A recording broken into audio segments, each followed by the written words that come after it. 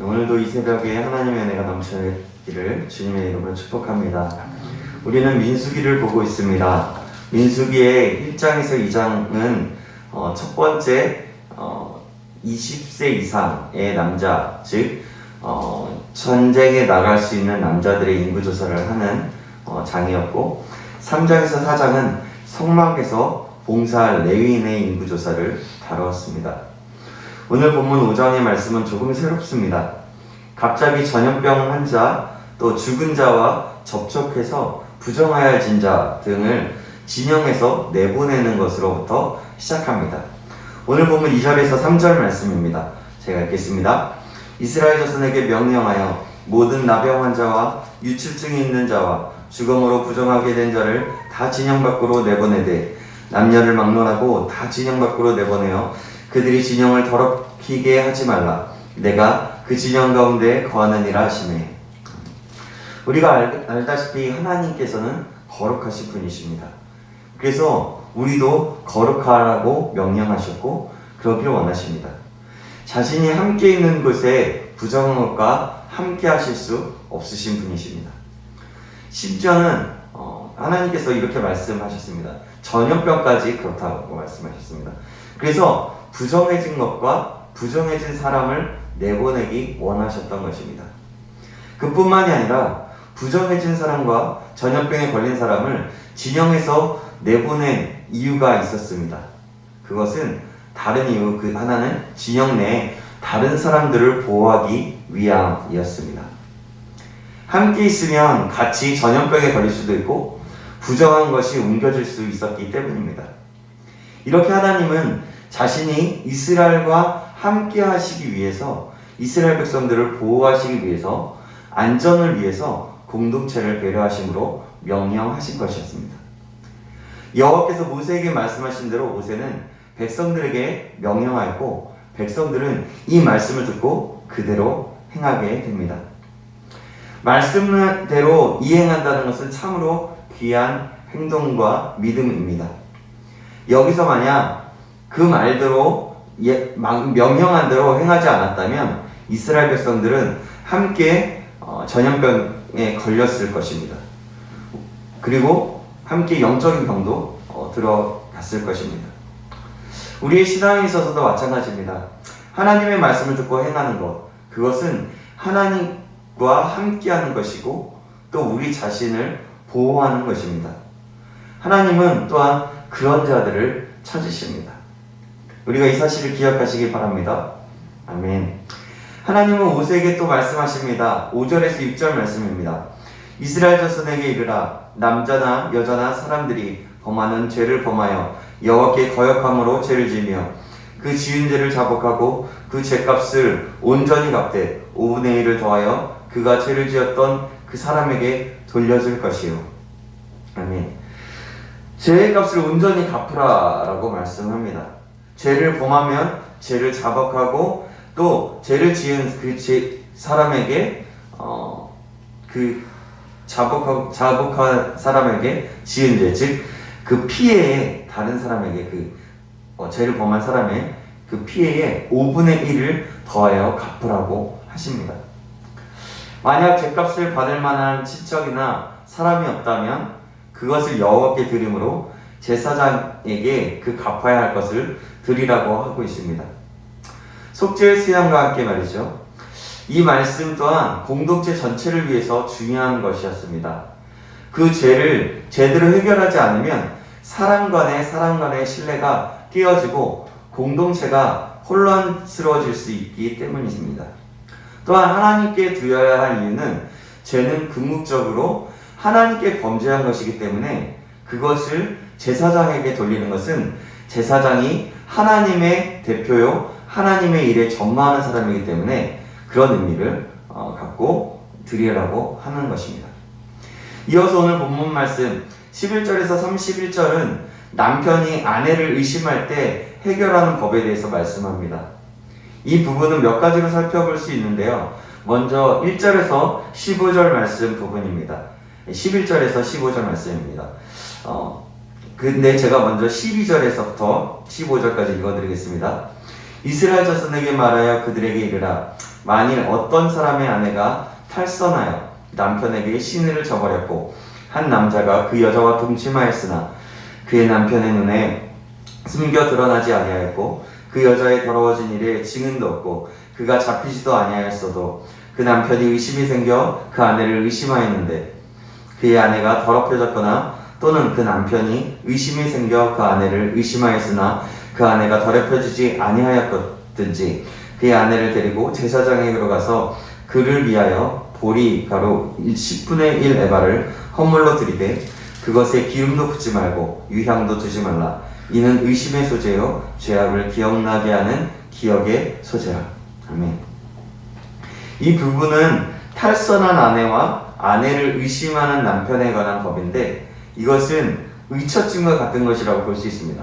남편의 어떤 잘못된 것이라면 의처증이라고 볼 수도 있는 것이라는 거죠. 탈선한다는 것은 간음한 것을 의미한데요.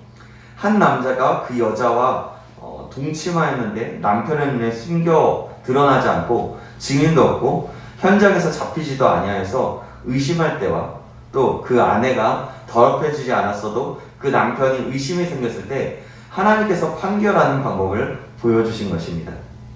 이런 의심이 될 때 남편은 그 일을 직접 해결해서는 안 되고 제사장에게로 문제를 가지고 가야 했습니다.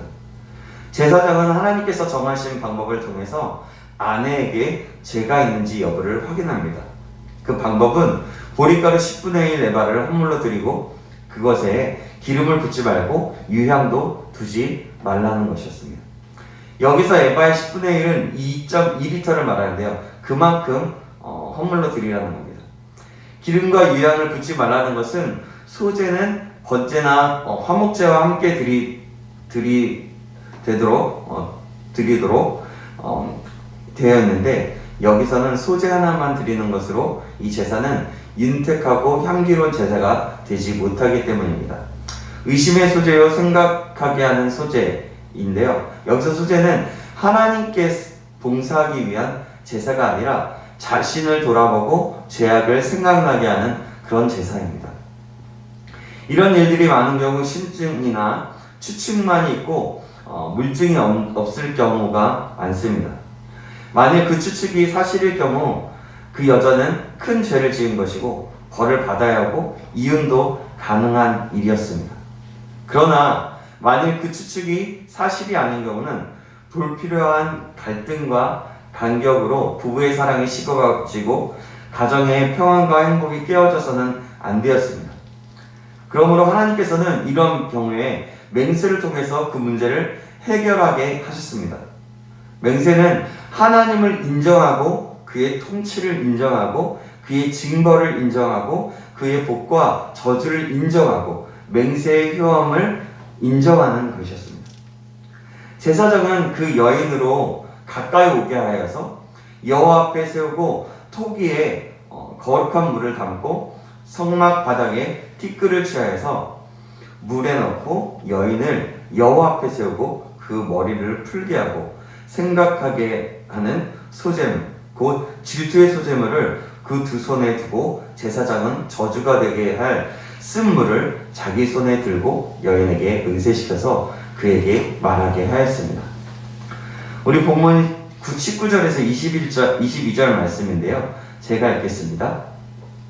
여인에게 맹세하게 하여 그에게 이르기를 내가 내 남편을 두고 탈선하여 다른 남자와 동침하여 더럽힌 일이 없으면 저주가 되게 하는 이 쓴물에 해독을 면하리라. 내가 내 남편을 두고 탈선하여 몸을 더럽혀서 내 남편 아닌 사람과 동침하였으면 제사장이 그 여인에게 저주의 맹세를 하게 하고 그 여인에게 말할지니라. 여호와께서 내 넓적다리가 마르고 내 배가 부어서 내가 내 백성 중에 저주거리 맹세거리가 되게 하실지라. 이 저주가 되게 하는 이 물이 내 창자에 들어가서 내 배를 붓게 하고 내 넓적다리를 마르게 하리라 할 것이요 여인은 아멘 아멘 할지니라. 아멘. 여기서 여인이 제사장 말에 아멘 아멘 하는 것은 제사장 말에 동의한다는 것입니다.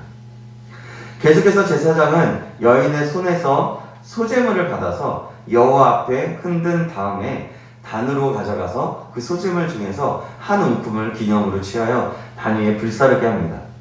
기념이라는 말은 증표라는 말인데 예물 전체를 드렸다는 것을 의미합니다. 제사장은 저주가 되게 하는 쓴 물을 만들어서 여인에게 그 물을 마시게 합니다. 만일 여인이 몸을 더럽혀서 자기 남편에게 범죄했으면 그 속에 들어가 배가 붓고 넓적다리가 떨어져 그 여인이 백성 중에서 저짓거리가 됩니다. 그러나 더럽힌 일이 없고 정결함은 아무 해를 받지 않고 자녀를 잉태할 수 있게 됩니다. 이상이 남편이 아내를 의심할 때 해결하는 법, 의심의 법에 대한 말씀이었습니다. 사랑하는 여러분, 오늘 우리는 민수기 5장을 보았습니다. 먼저는 거룩하신 하나님이 함께 하시기 위해서 모든 부정한 것을 그리고 사람을 진영에서 내보내는 것을 말씀하였고, 두 번째로는 죄의 값을 온전히 갚으라는 말씀이었고, 세 번째로는 의심의 법에 관한 말씀이었습니다. 그러면 여러분, 5장에서 우리에게 주시는 주님의 마음, 주님의 교훈은 무엇일까요? 그것은요, 하나님께서는 공동체와 각 개개인에게 함께 계시기를 원하시고, 또 세세한 것, 작은 것 하나까지도 간섭하시고 인도하고 계심을 말해주고 있는 것입니다.